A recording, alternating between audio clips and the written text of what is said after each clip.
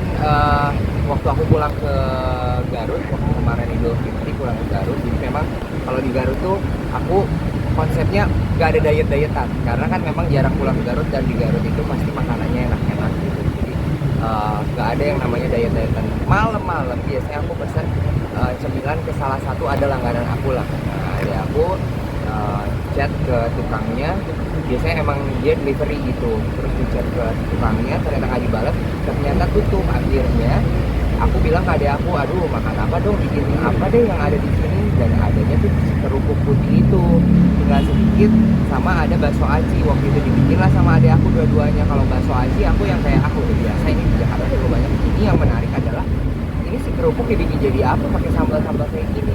Dan kata adek aku, ini nih seblak tuh yang dulunya tuh sebelum ada yang berkuah-kuah, sekarang seblak tuh kayak gitu.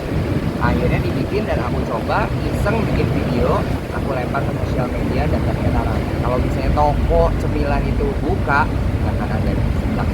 Oh, awal mula itu ya, yang artinya nggak terduga, Iya, langsung viral di mana-mana. betul. Reaksi lu pertama kali artinya banyak yang ikut coba resep lu gimana?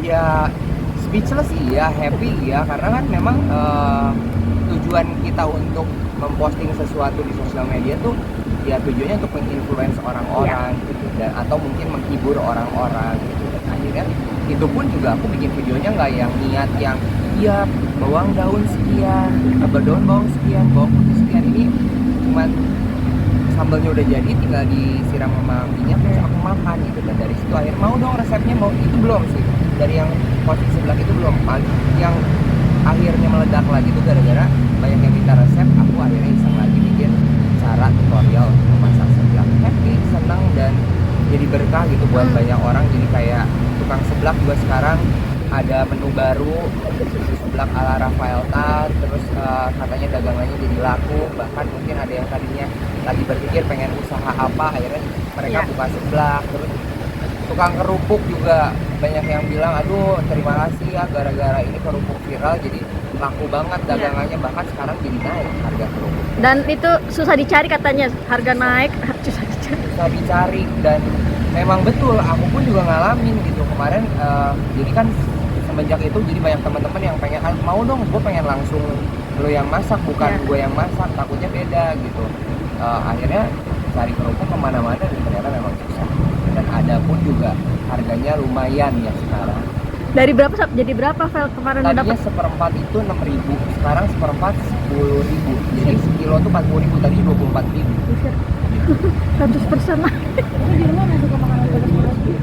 Sebetulnya aku nggak yang terlalu pedas, makanya aku bikin si seblak ini juga cabenya nggak terlalu banyak. Cuman kan di situ juga aku bilang ini resep, ini takaran aku aja, jadi kalian boleh diatur sendiri aja, pengen cabenya banyak gimana, atau mungkin ada yang nggak suka kencur, kencurnya lebih sedikit, ya bebas aja. Karena Basic masak lu dari mana sih Rafael? Artinya ini banget, jago banget nguleknya, nyari bahan-bahannya. jadi memang satu keluarga aku tuh semuanya tuh, dari kakek aku muda pun juga bisnis makanan, dia punya catering, dia punya rumah makan. Mama aku juga punya rumah makan. Sekarang mama aku sama adik aku juga tiap hari pasti masak gitu. Jadi mamamu kadang-kadang suka kalau ngobrol sama mama sama adik tuh di dapur, ngeliatin cara masaknya kayak gimana. Terus aku juga waktu SMA kuliah juga ngekos dan masak sendiri kebanyakan. Jadi mungkin udah terlatih dari situ, karena memang basically semua keluarga aku juga. Tapi kalau bikin seblak ini kali pertama kamu bikin apa sebelumnya ada belum pernah bikin, jujur belum pernah bikin. Jadi kayak kemarin tuh makanya adik aku ngasih coba tuh ya si seblak ini, karena dia tahu bahwa aku belum pernah coba pasti. Ada trial and error nggak sih awal bikin? Nggak ada tuh, karena ini resep tuh gampang banget, semua orang bisa masak dengan mudahnya. Cuman ya malasnya ya di nguleknya gitu. Terus mungkin ya Nakar bumbunya kali ya, ada keasinan, ada. Betul. Tapi sekarang udah tahu sih kalau kita buat satu piring udah handal. Begitu kita seblak harus handal dong ya. Dan itu aksen Sundanis lo tuh cukup kental, artinya berbeda 180 derajat Rafael seorang anggota boyband dengan Rafael yang sekarang, Mamang Rafael. Jadi gimana nih akhirnya lu menemukan ide tersebut dengan aksen Sundanis lu? Nah, sebetulnya memang keseharian aku tuh, aku kalau misalnya ngomong pun sama bukan orang Sunda, pasti logat Sundanya tuh ada banget gitu. Jadi orang-orang udah pasti nebak, oh ini mah orang Sunda gitu.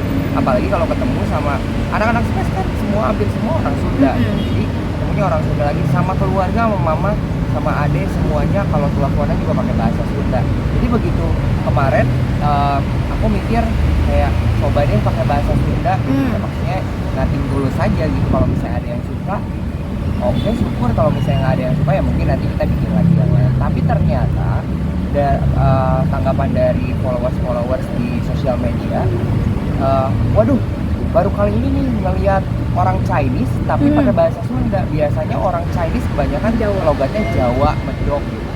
Akhirnya sekarang kayak, wah, banyak yang suka juga ya. Padahal waktu itu aku belum bikin subtitle loh. Mereka juga kayak ternyata viewer, cuman banyak yang bilang, ayo dong, aku nggak ngerti ini gimana ya, nggak semua pengguna sosial media ini orang Sunda semua. Jadi sekarang akhirnya pakai subtitle, tapi tetap maksudnya identitas aku ya pasti Sundaan. Mang, ada artinya dengan banyak ya bilang lo mamang, duta seblak, duta apa lain, gimana reaksi? Seru sih, seneng aja karena kan kalau tujuan aku main sosial media atau posting sesuatu, ya satu itu menginfluence, dua itu menghibur gitu. Karena banyak juga komentar-komentar yang kayak, aduh, jujur ya Kak Rafael, hari ini tuh aku lagi ngamut banget, tiba-tiba Kak Rafael muncul di FYP aku, terus tiba-tiba jadi semangat lagi. Itu tuh yang bikin aku kayak, wah, maksudnya berhasil gitu, bikin sesuatu hal yang positif yang bisa memang semangatin orang, terus jadi berkah buat orang-orang juga gitu. Jadi banyak yang PO. Jadi banyak yang PO gitu. Adek aku juga sekarang jualan di Garut juga, sampai bilang, aduh Kak, capek banget, sampai dia bilang, Dede nggak bisa buka sampai jam 10 ya, harus sampai jam 8 aja hari Minggu, Dede pengen istirahat katanya gitu. Ya udah, maksudnya ya itu juga ladang buat adek aku juga nggak ngambil sama sekali. Jadi kayak happy seneng. Ada kalau dari kamu pribadi Kafe sebelah, waduh, bisnisnya Buka sebelah bisnis rumah makan. Kalau untuk kafe seblak, aku masih mikir 2 kali karena kan maksudnya seblak itu bukan makanan utama. Jadi aku sih sekarang mikirnya lagi dalam proses untuk bikin seblak instan yang kemasan. Itu yang bisa nanti akhirnya tetangga aku seluruh Indonesia bisa nyobain seblak itu kayak gimana. Kalau sebelah cobeknya kayaknya ongkirnya lumayan ya. Itu kan berat banget gitu. katanya ini bisa menjadi salah satu peluang bisnis baru buat kamu. Iya, pastinya. Dan memang kan sebelum seblak ini juga aku punya usaha bakso juga pernah. Terus di Garut pun juga buka ayam geprek. Itu ada kedainya. Nah, sekarang seblaknya juga dijual di kedai geprek itu. Terus ya sekarang mau mencoba seblak kemasan ini, yang mudah-mudahan sambutan dari teman-teman, dari tetangga aku juga lumayan lah. Omsetnya sekarang berapa sih Rafael? Artinya kan gabung sama kedai ayam geprek kan, omsetnya sendiri naik lumayan. berapa persen? Baru aja kemarin gitu. Jadi kan yang mengelola kedai geprek aku tuh di Garut adalah suami dari adik aku. Dia bilang kayak, waduh, puji Tuhan banget Kak, ini naiknya lumayan banget katanya, gara-gara seblaknya viral, akhirnya ayam gepreknya juga ke bawah-bawah. Jadi ya bagus lah gitu. Tapi Next akan mau buat ide apa lagi Rafael? next apa ya? Jadi kan kemarin itu sebenarnya kenapa aku dinobatkan jadi duta seblak ya gara-gara komentar-komentar dari tetangga aku yang akhirnya, oh ini mah duta seblak. Nah kemarin tiba-tiba, wah kayaknya ini bukan duta seblak aja, ini duta peracian nih, duta ASI. Aku bilang, tenang dulu ya, kalau misalnya itu gelar aku baru duta seblak doang, kan biasa kalau belajar juga S1 dulu nih ya, ini seblaknya belum habis dulu nih, aku masih mau berkreasi dengan seblak, nanti baru setelah itu gelarnya tambah lagi jadi duta ASI. Sekarang Rafael Tan DS dulu, nanti Rafael Tan DS DA ya.